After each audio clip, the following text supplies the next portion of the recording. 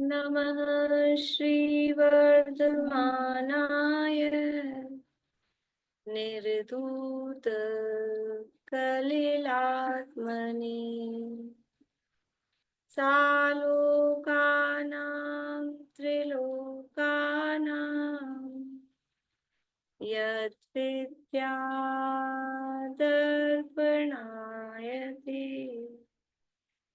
यद्विद्यादर्पणायते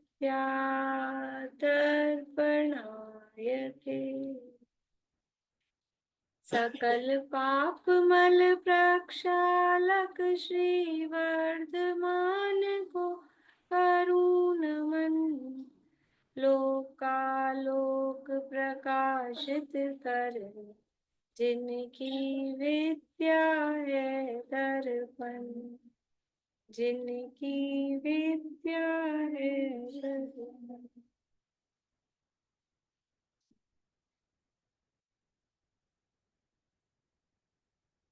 पाठ कर लेंगे।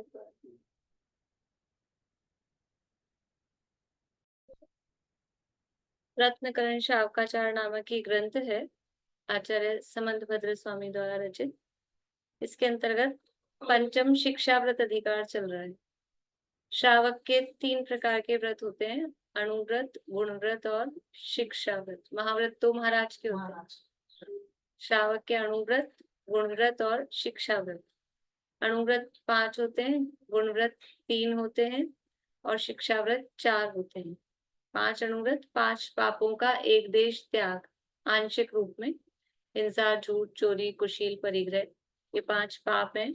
इनका पूरा पूरा त्याग गृहस्थ कर नहीं सकता है, क्योंकि गृहस्थी में रहते हैं तो होती ही है हिंसा। खाना बनाएंगे, व्यापार धंधा करेंगे, हिंसा से बच नहीं सकते। तो त्रस हिंसा का त्याग करते हैं। स्थावर मतलब पेड़ पौधा, पानी, हवा, अग्नि, इनकी हिंसा होती ही है।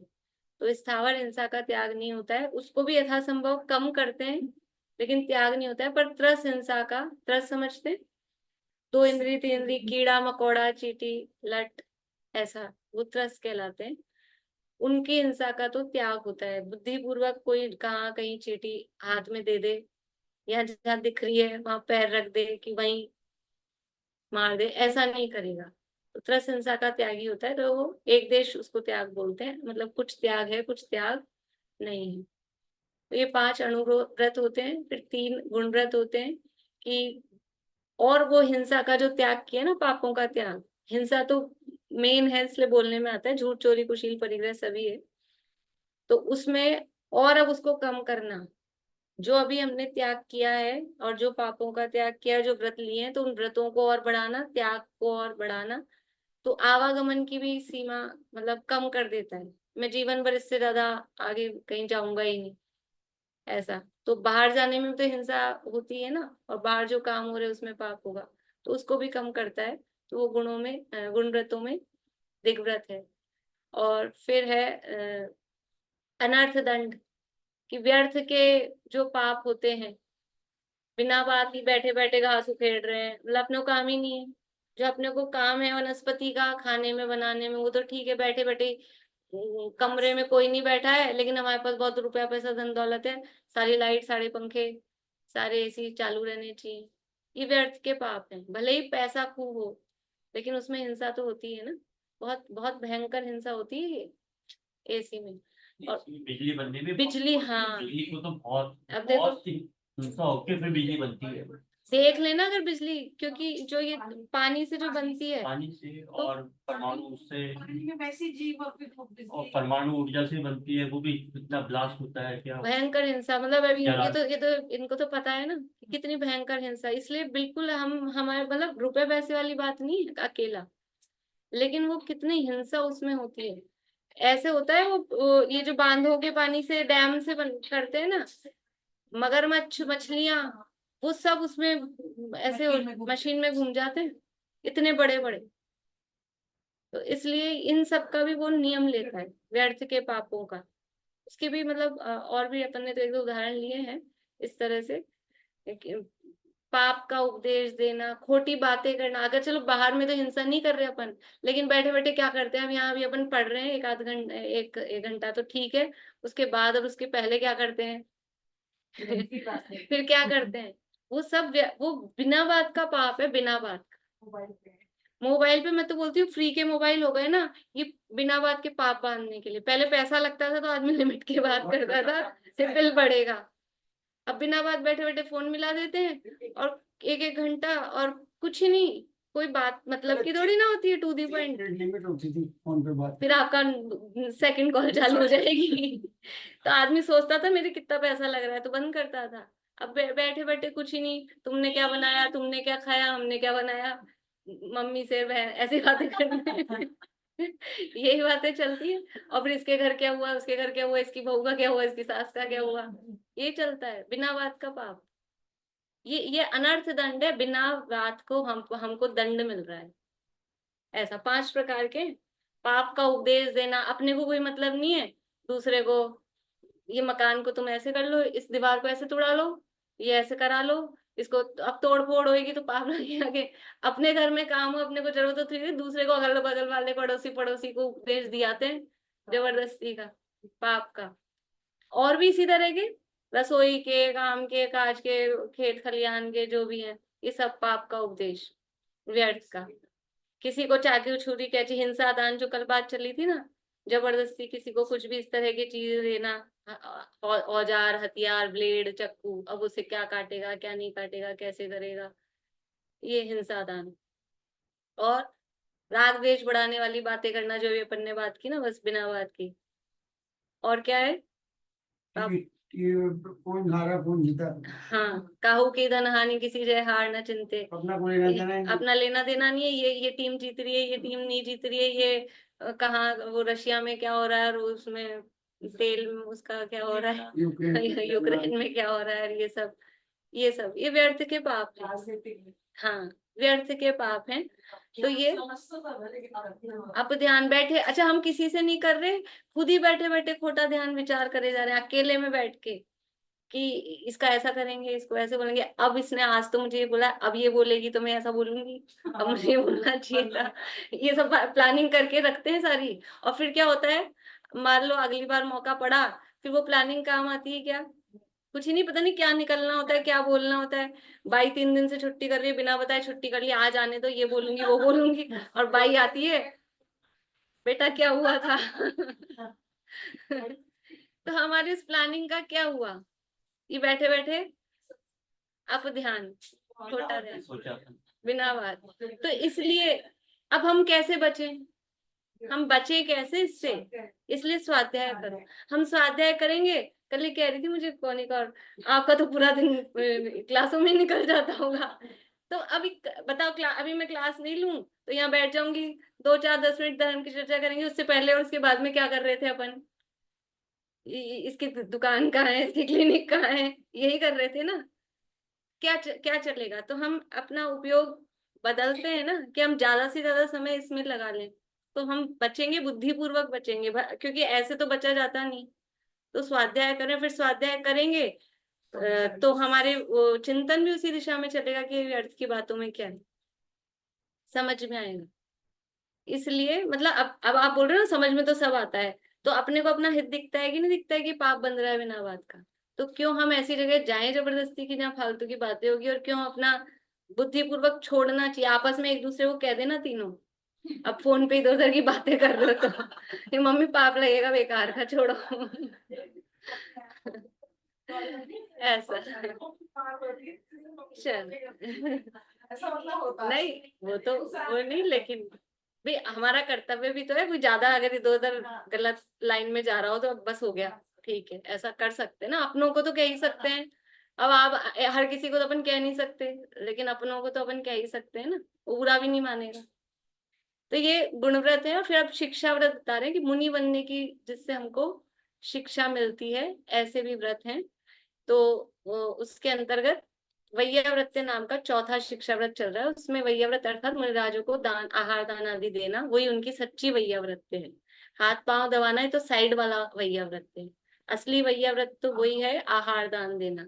तो किस तरह से दिया जाता है वो चल रहा है। बोलिए कविता जी। नहीं, स्वाध्याय करते हैं तब भी ध्यान तो डाइवर्ट हो ही जाता है, कितना ही स्वाध्याय करें पता नहीं कहाँ दिमाग जाता है। वो अभी क्या हमें उसका अभ्यास है ना, अनादि का अभ्यास, तो हमको रुचि उसी में पड़ी हुई है, उन्हीं बातों में, और अभ्यास भी उसी का है। और वैसे तो अनादि का है, अनादि नहीं समझ में आता तो हम जितने साल के हो गए हैं, 30 35 40 50 60, तो उतने सालों से तो वही कार्यक्रम चल रहा है ना अपना। इसमें जो कल परसों जो एस बारेल जी ने कहा कि जब हम बार बार किसी चीज को हाँ, रिपीट करते हैं तो हमारे वो वो सब, सबकॉन्शियस माइंड में चले जाता है। आज हम गाड़ी चलाते हैं तो गाड़ी शुरू में कैसे चलाते हैं और आज के 5 साल बाद गाड़ी चलाएंगे तो अपना भी हम कई बार आंखें बंद करके भी चला हाँ, लेते हैं। तो जितनी प्रैक्टिस होती जाती है उतना वो सबकॉन्शियस माइंड में जाएगा, फिर ये ध्यान भटकना कम हो जाएगा। तो वो बहुत लॉजिकल चीज है। हाँ। तो जितना बार बार तो करेंगे तो वो जमा हो अब जाएगा अपने दिमाग अभी हमारे सबकॉन्शियस माइंड में क्या है, ये में। बातें। हाँ, स्वाध्याय तो अभी अभी चालू किया है ना अपन ने, ये तो नया नया। हाँ, हाँ। तो अभी हमारे माइंड में ये जमा हुआ है। दिमाग में जमा जो चीजें आज मैं 20 साल से जो काम कर रहा हूँ वो अपना भी मैं नींदों में ही बता सकता हूँ उस काम को। हाँ, तो इसकी प्रैक्टिस इसलिए करेंगे तो फिर यही निकलेगा, फिर वो पे ध्यान नहीं तो भटकेगा। ये जो समस्या है ना, भी स्वाध्याय करते समय भी ध्यान भटक रहा है, तो उससे घबराना नहीं है। इसको बढ़ाओ, डोज बढ़ाओ, हाँ, इसका अभ्यास बढ़ाओ। तो अभी हमारा वो अभ्यास है विषयों का, और ये, तो अब ये अभ्यास बढ़ाएंगे तो वो कम होगा, तो फिर ध्यान नहीं भटकेगा। अब हम इस डर के मारे कि ध्यान भटक रहा है, करेंगे ही नहीं, तो करेंगे नहीं तो ध्यान तो भटका हुआ ही है, फिर तो क्या होगा। अपने को अपना हित समझ में आ रहा है कि नहीं आ रहा है, कि हमारा हित किस में है, इधर उधर की बातें करने में कि स्वाध्याय करने में। और स्वाध्याय करेंगे तो और समझ में आएगी चीज, और आगे कहाँ हमारा हित अहित है वो समझ में आएगा। तो यहाँ दान की बात चल रही है। दान के अंतर्गत 5 बातें यहाँ बताई गई है। कौन सी 5 बातें बताई गई है, बोलिए अनीता जी, आप थे क्या 2 3 दिन से? ये हाँ, द्रव्य, धात्री, पात्री और लास्ट में शायद दान आएगा, नहीं फल, वो फल। फल फल। हाँ, दान की एक विधि है। दान जिस वस्तु का दिया जा रहा है वो द्रव्य है। दान जो दे रहा है वो दाता है। दान जिसको दिया जा रहा है वो पात्र है। और फिर दान देने का क्या रिजल्ट आएगा, वो फल है। तो विधि की चर्चा हो गई। विधि में नवदा भक्ति वो बताई विधि। द्रव्य में क्या वस्तुएं देना, औषधि, शास्त्र है, आहार, ये द्रव्य है। और क्या नहीं देना वो भी चर्चा कल काफी चल गई, कि इन वस्तुओं का दान नहीं देना चाहिए। फिर जो पात्र हैं वो 3 प्रकार के हैं, उत्तम, मध्यम और जघन्य। मुनिराज हैं वो उत्तम पात्र हैं। श्रावक जो हैं, व्रती श्रावक, वो मध्यम पात्र हैं। और जो गृहस्थ हैं, सम्यक दृष्टि गृहस्थ हैं, वो जघन्य श्रावक हैं। जघन्य मतलब लोएस्ट, एक तो जैसे भीख मांगने नहीं नहीं नहीं नहीं तो शावकों में नहीं, उत्कृष्ट, मध्यम और जघन्य। उत्कृष्ट मतलब टॉप, मध्यम मतलब मिडिल, हाँ मीडियम वाला, और जो लोअर है तीनों ही पात्र तीनों हैं, लेकिन पात्र तीनों की कैटेगरी की मुनिराज तो सबसे उत्तम पात्र वो है, टॉप। फिर अलग क्षुल्लक मध्य पात्र, फिर गृहस्थ जीवन में जो समय दृष्टि। हाँ जो सम्यक दृष्टि है वो ये बताइए, लेकिन भीख मांगने वाला तो पात्र ही नहीं है। भीख मांगने वाला पात्र, वो दान नहीं बताया। वो पात्र नहीं।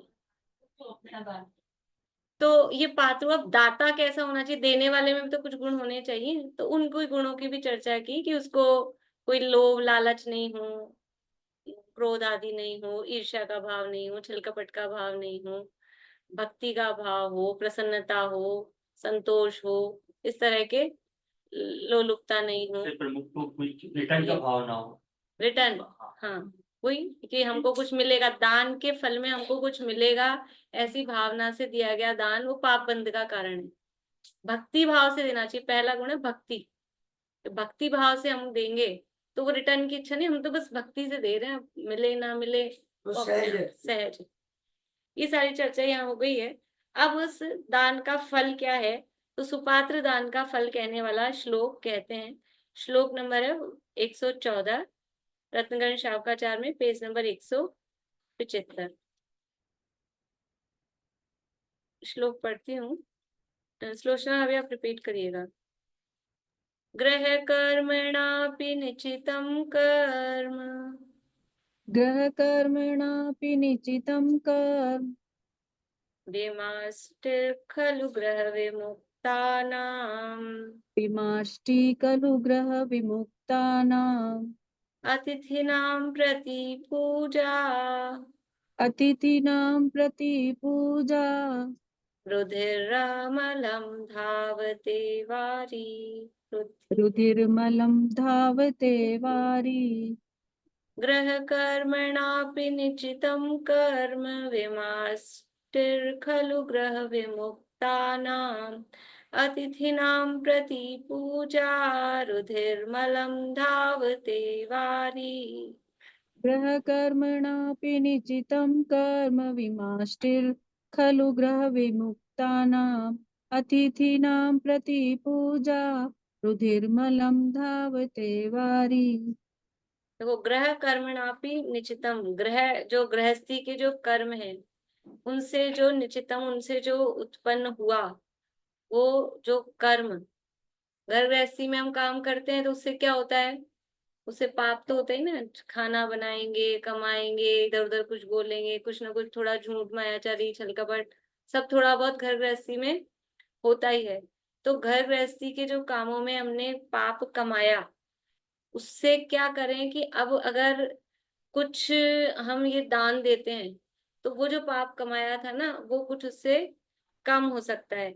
जैसे अब शरीर पे खून लग गया, तो खून लग गया तो अब क्या करें, उसको खून से ही धोएं, पानी से उसको धोया जा सकता है। तो ये घर गृहस्थी के जो काम कर रहे हैं ना, ये तो खून लग गया, पाप हो गया ना, तो ये शरीर पे खून लग गया। अब उसको देखा, रुधिर मलम धावते वारी, जो खून है वो मल है, वो दाग है, धब्बा है, उसको धावते धो देता है वारी यानी पानी।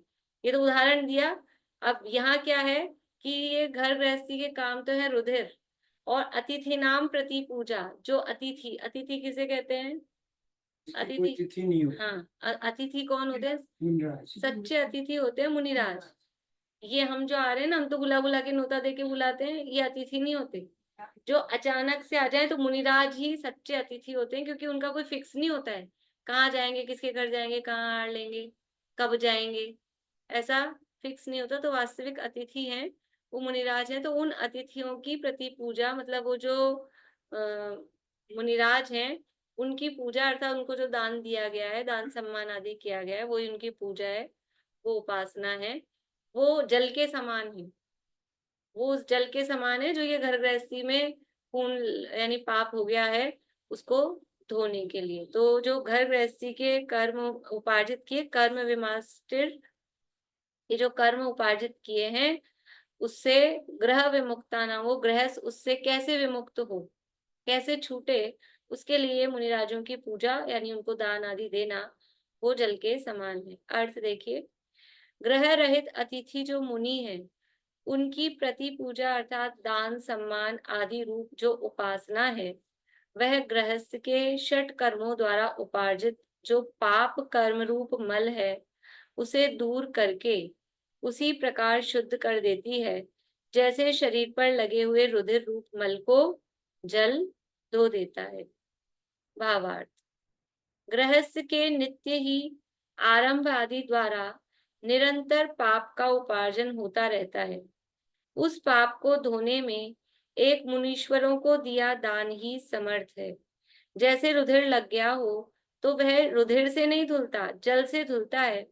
उसी प्रकार गृहस्थी के आरंभ से उत्पन्न पाप मल ग्रह के त्यागी साधुओं को दिए गए दान से धुलता है। तो ये दान का फल क्या हुआ, सबसे अच्छा दान। हाँ, इसीलिए तो उसको उत्कृष्ट उत्तम पात्र कहा ना मुनिराजों को, और वो उत्कृष्ट दान है। तो फल, बात किसकी चल रही है, दान के फल की।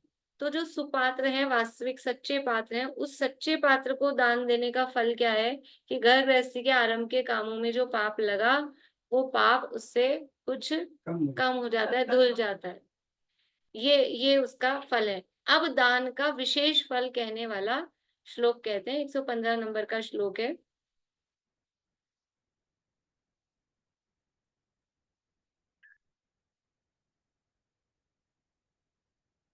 बोलिएगा रेणु जी। उच्च गोत्रम प्रणते भोगी उच्चैर्गोत्रं प्रणते भोगी दानादुपासनात् पूजा दानादुपासनात् पूजा उच्चैर्गोत्रं प्रणते भोगी दानात् उपासनात् पूजा। उच्चैर्गोत्रं प्रणते भोगी दानादुपासनात् पूजा। भक्तिः सुंदर रूपं स्तवन्। भक्ते सुंदर रूपम स्तवनात् होगा। बनाती होगा।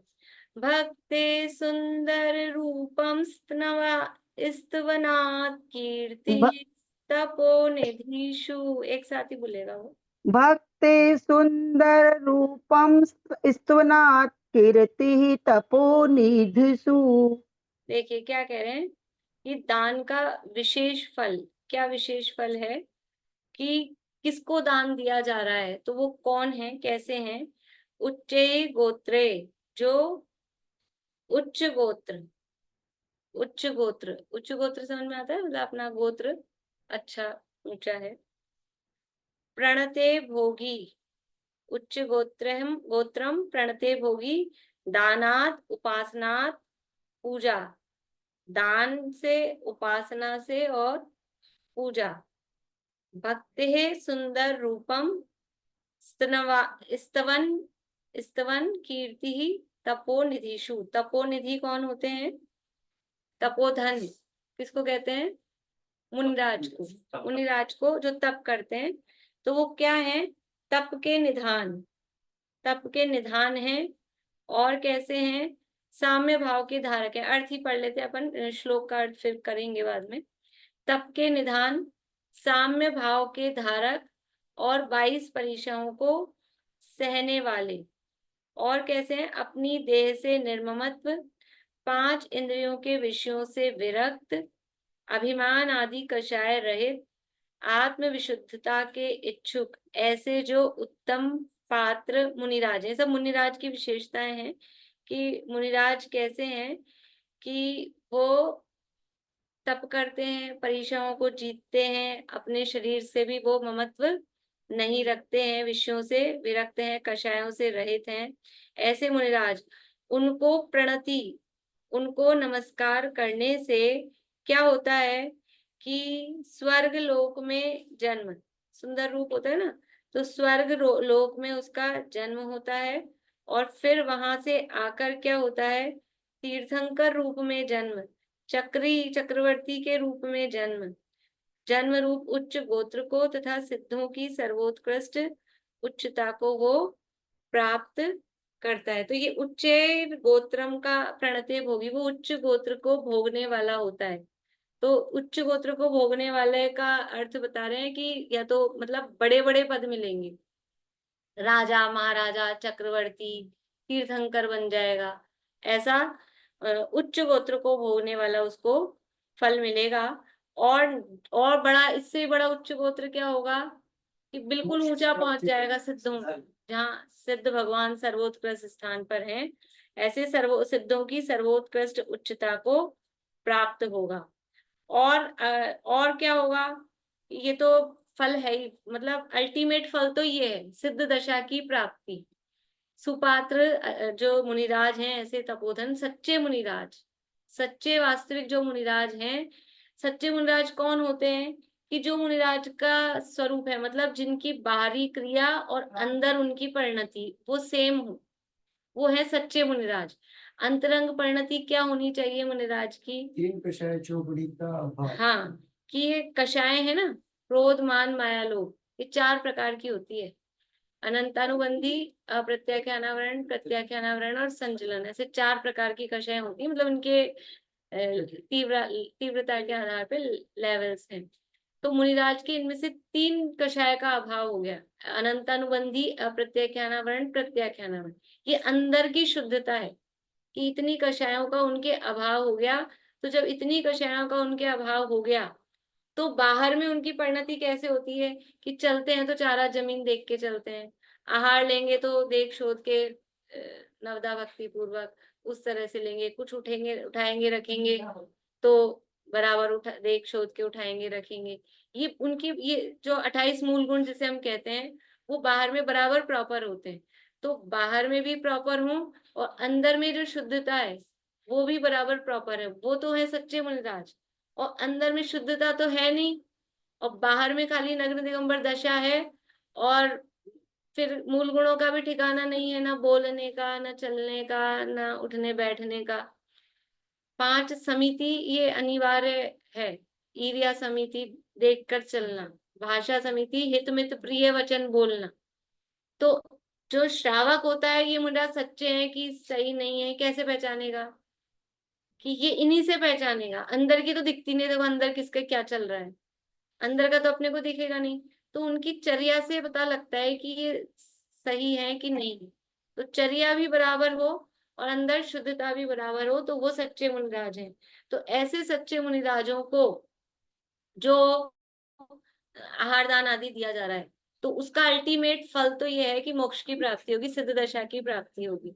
और सिद्ध दशा से अभी डायरेक्ट सिद्ध दशा की प्राप्ति नहीं हो रही है, तो उससे पहले स्वर्ग में जाएगा, फिर वहां से आगे चक्रवर्ती आदि। अच्छा, सम्यक दृष्टि जीव अगर होता है ना, सम्यक दृष्टि, तो वो ऐसे हल्का फुल्का आदमी नहीं बनता। छोटा मोटा गरीब आदमी हो उसको सम्यक दर्शन हो सकता है, लेकिन सम्यक दर्शन होने के बाद में दीन दुखी दरिद्री गरीब नहीं बनेगा। वो बड़ा राजा महाराजा सेठ इसी मतलब मनुष्य में होगा। तो अदरवाइज देवगति में जाएगा तो स्वर्ग में भी ऊंचे पद, स्वर्ग में भी हमको लगता है देवगति है, वहां पे भी अलग अलग टाइप के 10 प्रकार के उनके टाइप्स होते हैं। राजा है, फिर उसके प्रजाजन है, सभासद हैं, तो मंत्री टाइप के लोग हैं, फिर उनमें भी कैटेगरीज है, मंत्रियों में भी इंद्र सामान्य कौन पार्टी अंदर वाले हैं, कौन बीच वाले हैं, कौन लास्ट वाले हैं। फिर वहां पे भी झाड़ू लगा, यद्यपि झाड़ू वाड़ी की जरूरत नहीं होती, लेकिन इस तरह के भी देव होते हैं स्वीपर टाइप के, तो उनको उसके नगर में एंट्री की परमिशन नहीं होती, बाहर खड़े रहो। तो इसलिए वहां मेंटल दुख बहुत होता है। अपने को तो नाम लगता है देवगति, स्वर्ग स्वर्ग स्वर्ग, जैसे लगता है ना अमेरिका अमेरिका अमेरिका गए हैं, अमेरिका में जाके झाड़ू पोछा कर रहे हैं, पता नहीं हमारा हमारे फलाने जी ना अमेरिका में क्या कर रहे हैं मालूम नहीं। ऐसे ही अपने को चमक दिखती है स्वर्ग स्वर्ग। लेकिन वो अगर सम्यक दृष्टि है, अपने अपने को जाना पहचाना श्रद्धान किया वास्तविक, और सम्यक दर्शन सही स्वर्ग में गए हैं, तो इन ऊंचे इंद्र और इसके बराबर के लेवल वाले देवों में जन्म होगा। नहीं तो ये ऐसे देव होते हैं कि वो इंद्र आज्ञा कर देगा, है तो देव, वो कहेगा हाथी बन जाओ, ऐरावत हाथी, भगवान को लेके चलना है सुमेरु पर्वत पे जन्म कल्याणक बनाने, हाथी बनना पड़ेगा उसको, घोड़ा बनना पड़ेगा, कुछ भी जो कहे। ये सूरज चांद के विमान दिखते ना अपने को, ये ज्योतिष देवों के विमान है, रहने के स्थान। तो इनको निरंतर वो जो ये वाले देव है ना, जो वाहन बनते हैं, हाथी, बैल, शेर, हाथी और घोड़ा, ये 4 प्रकार के देव चारों दिशाओं में ऐसे बन के, हाथी घोड़ा बैल ये बन के, और खींचते रहते, निरंतर खींच रहे हैं, ये चल रहे हैं ना, ये चांद सूरज चांद सितारे खींच रहे हैं। अभी कितनी मेंटली कि हम हैं तो देव और हाथी बने रहना पड़ रहा है, घोड़ा बने रहना पड़ रहा है। और वहाँ ये नहीं कह सकते ऐसा कि नहीं। मेरी तबीयत ठीक नहीं है। हाँ, तबीयत तो ठीक है, शारीरिक शारीरिक कष्ट नहीं है, शारीरिक कष्ट नहीं, लेकिन मेंटली तो मतलब कितना कष्ट है, मेंटली कितना कष्ट है। आपको घर में 2 बहुएं हो और सबको एक साथ दे रखा है, लेकिन फिर भी एक को तू ये काम कर, तू ये काम कर, तू ये काम कर, कह कह के ऐसा करे। शरीर से भले उसको कष्ट नहीं, लेकिन मेंटली, या फिर एक को पूछे और दूसरी को नहीं पूछे, तो यही तो होता है। और समस्या क्या है, घर में रुपया पैसा धन दौलत जेवर सबको बराबर दे देते हैं, लेकिन इसको पूछते हैं हर काम में, मेरे को पूछते ही नहीं है, और काम भी नहीं कराए तुमसे कुछ, फिर भी ये मेंटली कष्ट बहुत होता है। नीलांजना का सोदर में को भी पता था कि इसकी आयु पूरी होने वाली है, उसको खुद को भी पता था मेरी आयु पूरी होने वाली है, तो उसने आज्ञा दे दी कि आदिनाथ भगवान के उसमें राजसभा में जाके नृत्य करना है। तभी तो उनको वो हुआ था और उसकी आयु वहां पूरी हो गई, तो वो ये नहीं कह सकती थी कि मेरी आयु पूरी होने वाली है, इस दूसरे को भेज दो, लेकिन मना नहीं कर सकते किसी भी काम में, रिजाइन नहीं हो सकता वहां पे। हम रिजाइन कर रहे हैं, तुम्हारी नौकरी तुम संभालोगे। हाँ, यहाँ इतनी फैसिलिटी तो है, इसलिए मनुष्य गति बहुत अच्छी है। ये लगता है अपने को चमक चमक देवगति की, वहां ऐसी फैसिलिटी नहीं है कुछ भी, खाली विषय भोगों की प्रचुरता है और उसी में आसक्त रहते हैं। तो देव एक इंद्रिय भया, ये जितने आज उत्तम, पानी ये पेड़ सब पहाड़ जितने नजर आ रहे हैं ना, ये सब ये सब देवगति से आए हैं देवगति के मैक्सिमम, आशीर्वाद से पैदा हुए हैं यहाँ। वहाँ के पैदा होते हैं सारी दुनिया में जितना पानी पेड़ पहाड़ है ना, इसको देखने के लिए अपन लोग जाते हैं उसमें मैक्सिमम। है, वो सब वो देवगति के जीव पैदा हुए हैं वहाँ, बहुत है। तो ये दान, पात्र दान का फल क्या है कि वास्तविक फल तो ये है कि मोक्ष की प्राप्ति हो, नहीं तो फिर देवादि गति में भी अच्छे उच्च गोत्री वहां देव बने, और मनुष्यों में भी राजा महाराजा इत्यादि बनेंगे। और उत्तम पात्र को दान देने से भोग भूमि के भोग, देखो ज्यादा तो ये लगता है कि थोड़ा बहुत भी जो पढ़ते सुनते स्वाध्याय करते हैं ना, तो ऐसा लगता है कि दान देने के फल में भोग भूमि मिलेगी। सुना होगा नीना जी आपने, दान देने के फल में भोग भूमि मिलती। भोग भूमि पता है क्या होती है? नाम सुना है? भोग भूमि में ऐसा होता है, यहाँ तो ये तो है अपनी कर्म भूमि, यहाँ तो हमको काम करना पड़ता है, कमाना भी पड़ता है, बनाना भी पड़ता है। इन्हीं हमारे तो खूब नौकर चाकर लग रहे हैं, बना बनाया आ रहा है, तो भी बना मतलब पेड़ पे टंगा टंगाया तो नहीं मिलेगा ना आपको कि रसगुल्ले पेड़ पे टंगे हुए मिल गए, कपड़े पेड़ पे टंगे हुए मिल गए, गहने जेवर बर्तन मकान सब। तो भोग भूमि में सब चीजें पेड़ पे टंगी हुई मिलती है, मकान भी, वाद्य यंत्र भी। एक पेड़ ऐसा होता है कि आपको पेय पदार्थ मिलेंगे, एक पेड़ ऐसे होता है वहां आपको खाने पीने की, पेड़ के नीचे जाओ कोनी का और वहां पे उसके बोलो कि मेरे को गुलाब जामुन चाहिए, गुलाब जामुन आ जाएंगे। कि नहीं हमको तो जेवर चाहिए, तो जेवर वाले पेड़ के नीचे जाओ, और ये बिल्कुल अपने साइज के फिटिंग के कपड़े कपड़े देने वाले पेड़ होते हैं बबली देख लेना, जाना हो तो दान देना पड़ेगा, पात्र दान। देखो इस भावना से अगर देंगे ना तो नहीं वो मिलेगा, मिलेगा। तो मिलेगा। जिस स्तर में आया उसको पालेंगे वही। हाँ, विशुद्ध भाव से, प्रमोद भाव से, भक्ति भाव पूर्वक दान दिया जाएगा तो उसके फल में ऐसी जगह है दुनिया में, तो वहां पेड़ पे ही सब कुछ मिलता है, कुछ काम करना नहीं पड़ता, और बस भोगो, भोग भोगो बैठ के आराम से। आज सपने में यही आएगा। कहावत है, बिन मांगे मोती मिले, मांगे मिले ना दिए। तो बराबर वो कल्प वृक्ष होते हैं, तो उनसे तो कपड़े अपड़े जो चाहिए अपनी फिटिंग के बराबर, लेकिन फिर भी उसमें इतना लिखा गया, ये तिलोय परिणति ग्रंथ है अपना 2500 साल पुराना, कि पुण्य प्रमाण मिलता है। फिर भी जिसका जितना पुण्य होगा उसको उतना मिलेगा। पेड़ के नीचे मिलता तो है, लेकिन वहां पुण्यशाली तथा उस अनुरूप होते हैं, तो वो भोग भूमि है। तो भोग भूमि में उनका जन्म होता है। तो भोग भूमियां भी 3 प्रकार की तो है, उत्तम मध्यम जघन्य भोग भूमियां हैं, और उसके अलावा एक कुभोग भूमि और होती है। तो अगर कुपात्र को दान देंगे तो कुभोग भूमि में जन्म हो जाएगा। वहां पे क्या है कि वहां ये ऐसे पेड़ नहीं है, और वहां मनुष्य कैसे होंगे कि शरीर तो अलग टाइप का होगा और चेहरा जानवर जैसा होगा। शरीर मनुष्य का है, कोई किसी का हाथ सिंह का, शेर का मुंह है, किसी, हाँ, किसी का बंदर का मुंह है, किसी का एक ही टांग का आदमी है, किसी के कान इतने लंबे लंबे हैं कि एक को बिछा लो एक को ओढ़ लो, ओढ़ लो कितने। ऐसे। तो कुपात्र दान का फल है कुभोग भूमि, पात्र दान का फल है भोग भूमि। लेकिन वो इस भावना से यदि दान दिया जा रहा है कि अभी आज सुन लिया तो अब अपन भी चलो, महाराज चौका जहां लग रहा है और महाराज को एक घास अपन भी दिया हो तो फिर अपनी भोगभूमि पक्की हो गई, इस भावना से यदि देंगे तो नहीं मिलता है, तो पाप ही बन जाता है। विशुद्ध भावना, इसीलिए पहले ये सिखा दिया दाता के गुण, कि दाता कैसा होना चाहिए और पात्र कैसा होना चाहिए, और आप दे क्या रहे हो, वो उन सबको समझ लो कंसीडर करके फिर वो फल आएगा।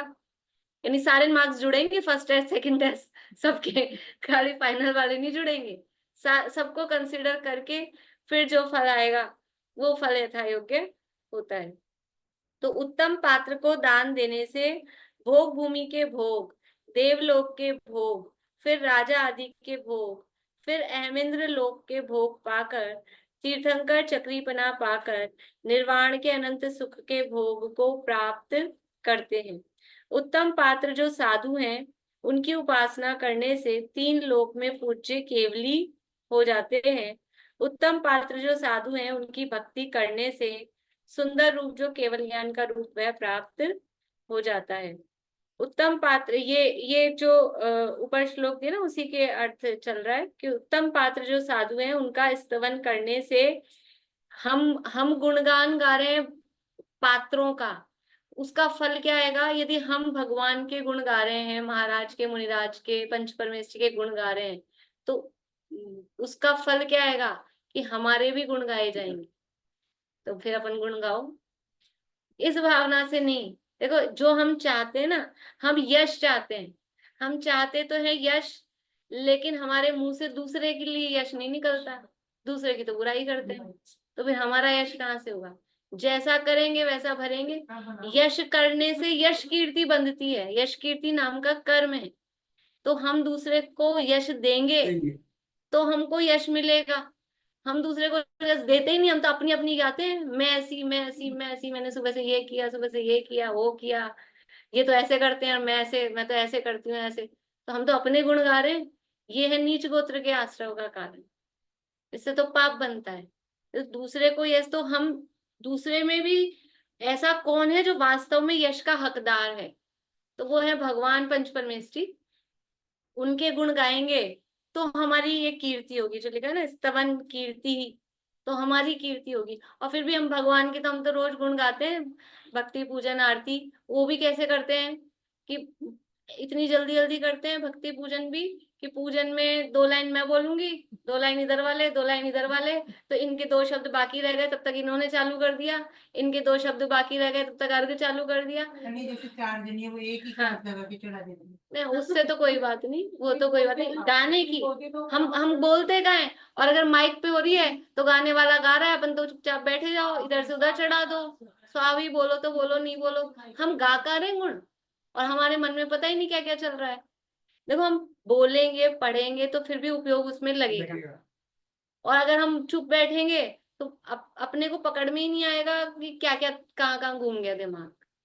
तो हमने भगवान के गुण गाए का 3 घंटे विधान में बैठ तो जाएंगे अब 9 तारीख को, इसलिए अच्छा है कि आज बता दिया है। बोलना है सबको।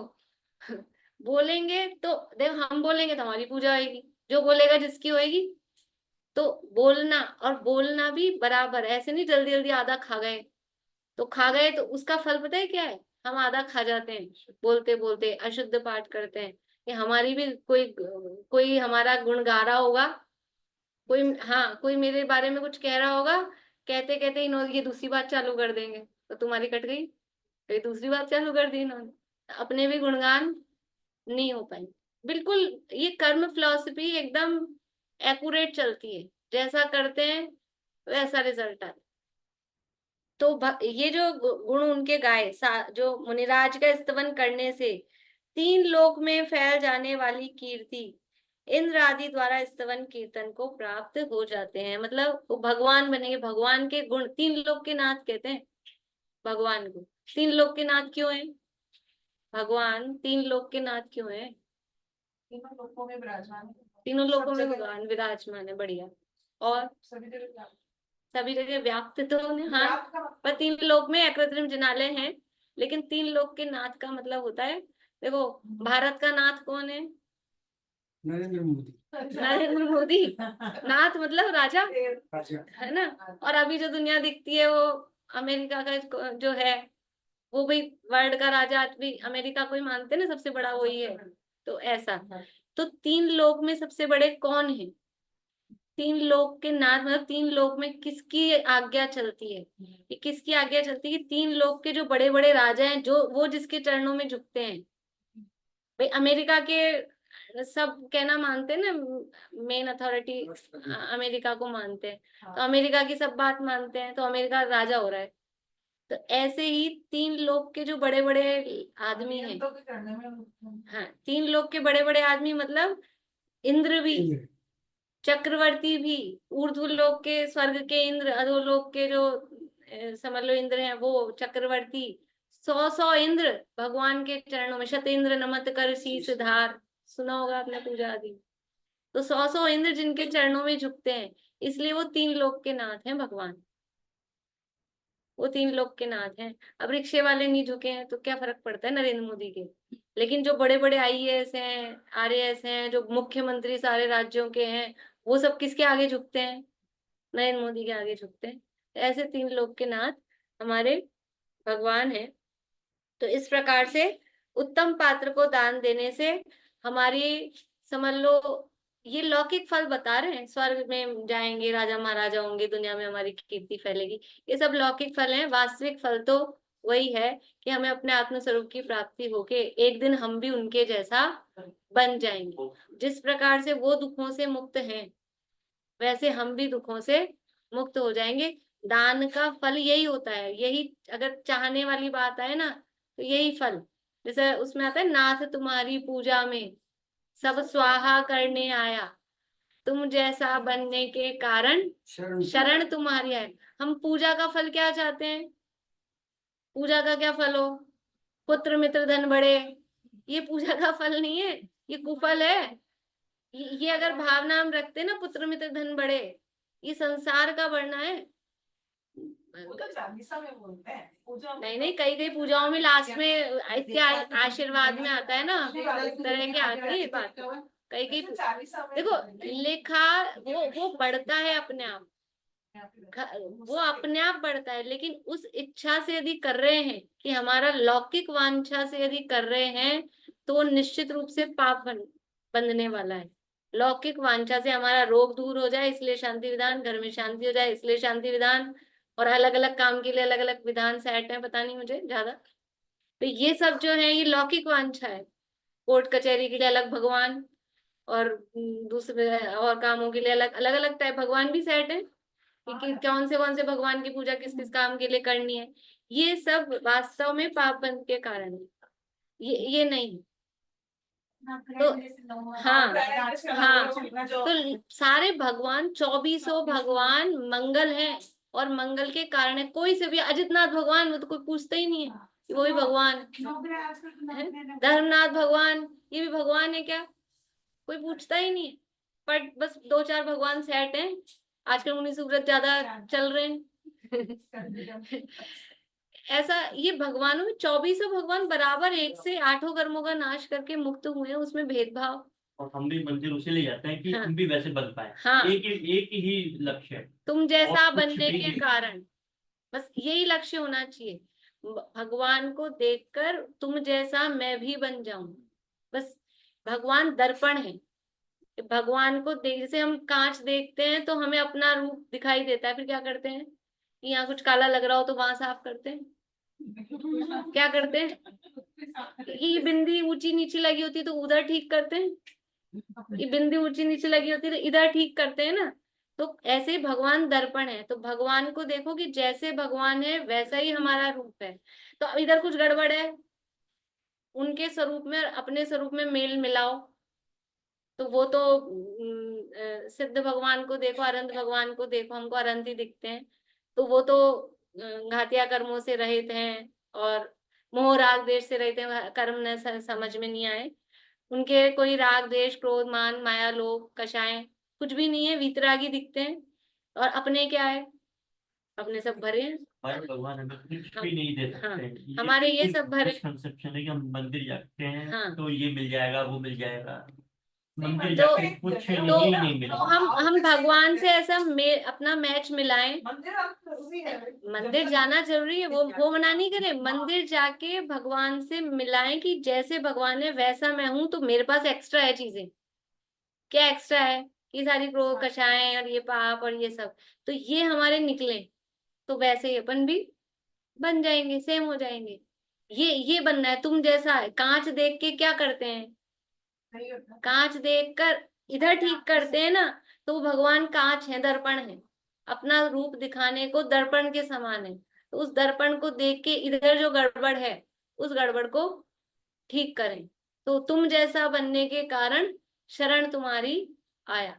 तो पुण्य की इच्छा से, मगर या लौकिक वांछा से मंदिर जाएं और भगवान कुछ देते देते नहीं है, हाथ पे हाथ रख के बैठे हैं, और वो ये संदेश दे रहे हैं कि मैं किसी का कुछ नहीं कर सकता, कोई किसी का कुछ नहीं कर सकता, कोई ना दे सकता है इस जग में किसी का साथ, इसीलिए प्रभु रख लिए तुमने हाथों पे हाथ। दिखता नहीं अपने को कौन किसका साथ दिया, किसने साथ दिया? शोभा जी का किसने साथ दिया? भाई सब हम बहुत चाहते थे, फिर एक आध लेट तो जाते थोड़े दिन साथ में उनके। किसने साथ दिया बताओ? लेटे क्या उनके साथ 6 महीने से पलंग पे? कोई नहीं देता है, कोई नहीं देता है, दे ही नहीं सकता है, देता नहीं है कि ये नालायक है इसलिए नहीं देता है, दे सकता नहीं, दे सकता नहीं। कोई दे सकता नहीं है, चाहे तो भी नहीं दे सकता है। बोलने में बहुत बोलते हैं, ये मुझे आते ही बोलते थोड़ा हमारा ले लो। तो दे सकते हैं क्या? दे सकते हैं क्या? नहीं दे सकते, नहीं दे सकते, दे सकता ना, नहीं दे सकता। नहीं दे सकते। इसलिए भगवान फल है। किन- उन्होंने 7 महीने की सेवा करने वाला भी मिला। वो तो वो उन्हीं का पुण्य है ना, उन्हीं का पुण्य है ना, उनका पुण्य नहीं होता ऐसे भी दुनिया में लोग होते हैं हाँ, जो सही कि है, खूब हाँ, अच्छे अच्छे घर में बेटे बहू हो, सब और रुपया पैसा हो, लेकिन नहीं संभाले। तो वो खुद का ही है ना, खुद का ही है, अपना पुण्य पाप वही काम आ रहा है, वही है। दूसरा भगवान भी नहीं कर सकता। ये हमको श्रद्धान होना चाहिए मंदिर जाते समय कि ये भगवान है, ये भगवान कोई मुझे ना सुखी करेंगे और ना कोई दूसरा मुझे दुखी करेंगे। ये कोई दूसरा मुझे ना दुखी कर सकता है ना मुझे सुखी कर सकता है। कौन करने वाला है? मैं ही हूँ। अपने को दुखी करने वाला वो भी मैं स्वयं हूँ, और अपने सुखी होने वाला वो भी मैं ही हूँ। अपनी चाबी अपने ही हाथ में। तो समाई पाठ में ना, स्वयं किए जो कर्म शुभाशुभ फल फल निश्चय ही वे देते, करें आप फल दे अन्य तो स्वयं किए ईश्वर होते। अपने कर्म सिवाय जीव को कोई कोई न कोई फल देता कुछ भी। फल देता है, ये विचार तक स्थिर हो छोड़ प्रमाद बुद्धि। तो अपनी चाबी अपने हाथ में है, तो अब खुश होंगे कि दुखी होंगे? ये मुझे दुखी करते हैं, ये मुझे दुखी कर, इनके कारण परेशान हूँ, मैं तो इससे दुखी हूँ, मैं तो इससे दुखी हूँ, मैं तो इससे दुखी हूँ। तो हम अब वो सुखी करेंगे जब सुखी होंगे, और अपने अपने कारण से ही अपन सुखी दुखी हैं, तो फिर अपने हाथ में तो हो जाओ सुखी। अपनी मान्यता बदलकर हम सुखी हो सकते हैं। हमारी जो मान्यता है ना, मेंटेलिटी, कि ये पर पदार्थ हमें दुखी कर रहा है और ये हमको कर ही नहीं सकता है, अपन हो ही नहीं। मैं आपको चिढ़ाती रहूं सीमा जी, अब आप तो हंस रहे हो, आप दुखी नहीं हो रहे हो, आप हंस रहे हो, तो आपके ही हाथ में था ना, दुखी होने से क्या? अपने हाथ में ही है। ये दूसरा तो चिढ़ा रहा है खाली, अपने ही हाथ में। तो इस तरह से ये मतलब ये कब समझ में आती बात? अकेले मंदिर जाके एक परिपाटी पूरी कर ली हमने, और बस मंदिर इसलिए जा रहे हैं कि अपने को दूध नाश्ता करने का सर्टिफिकेट मिल, मतलब परमिशन मिल जाए, ये नियम हो जाता है। इसलिए नहीं, हम मंदिर क्यों जा रहे हैं, क्या सीख के आ रहे हैं? अपने तो परिणामों स्वाध्याय करने से समझ में आएगा कि मंदिर जाके उन्हें भगवान का स्वरूप ही नहीं पता। हमको भगवान क्या दिखते हैं? चांदी के हैं कि सोने के हैं कि पीतल के हैं कि ये संगमरमर के? भगवान को ये देखते रहते हैं हम। भगवान का स्वरूप है वीतरागता, सब कुछ केवल ज्ञान, वो दिखता ही नहीं है हमको। हम ये नहीं देखते, बताओ जाएंगे ये स्फटिक की है, ये वहां पे माणिक की है, मूंगा की है, ये है वो है, यही देखते रहते हैं, यही देखते रहते हैं हम। ये कारीगरी कौन सी हो रही? भगवान तो दिख नहीं रहे। ये 3 तरह के यहाँ विराजमान है, अष्टप्रातिहार है, मंगल द्रव्य है, ये बड़े हैं ये छोटे हैं, ये देखते रहते हैं। भगवान की वीतरागता है भगवान का स्वरूप। ये छत्र चमन भामंडल ये होते हैं, अपने आप होते हैं। भगवान, भगवान के नीचे कमल होता है, सोने का कमल, कमल से 4 अंगुल ऊपर रहते हैं, टच भी नहीं करते, इतने समझ लो निष्प्रह हैं उनसे, और हम उसी में झूम झाम रहे हैं। इस तरह से थोड़ा सा हम दर्शन करते हैं, पूजन करते हैं, तो प्रयोजन भी समझे क्यों लगाएं उसमें, कि कर क्यों रहे, क्या हमको फायदा हो रहा है, क्या इसका रिजल्ट आ रहा है। तो थोड़ा विचार करने की कोशिश करेंगे तो हम सही समाधान तक पहुंचेंगे। विचार करना और स्वाध्याय करना, जितनी देर पूजन में लगाते हैं, और अगर एक्स्ट्रा टाइम नहीं मिल रहा तो उसमें से 10-5 मिनट कम करके, एक पूजा कम करके स्वाध्याय करना। स्वाध्याय करना बहुत जरूरी है। 15 मिनट का, आधा घंटे का नियम जैसे, भले आपको नियम से डर लगता हो तो भी अपने मन में सोच के कि हमको करना है, तो बातें समझ में आएगी। जो जो ज्ञान विशेष बढ़ेगा हाँ। तो आनंद विशेष आएगा। स्वाध्याय करने से स्वाध्याय। समझ में आता है। और फिर अगर आपको रुचि है, जिज्ञासा है, तो कुछ आपको लगेगा हम पढ़ते हैं समझ में नहीं आ रहा, समझाने वाले भी मिल जाएंगे। अगर आपकी रुचि अंदर की गहरी है समझाने तो वाला कोई नहीं मिले ऐसा होता नहीं। होता है, अंदर अपने है रुचि तो मिलता है। चलिए। निज निधि निज में बताई, यह अनंत उपकार है, उसके लिए जिन वाणी माँ को वंदना शत बार है।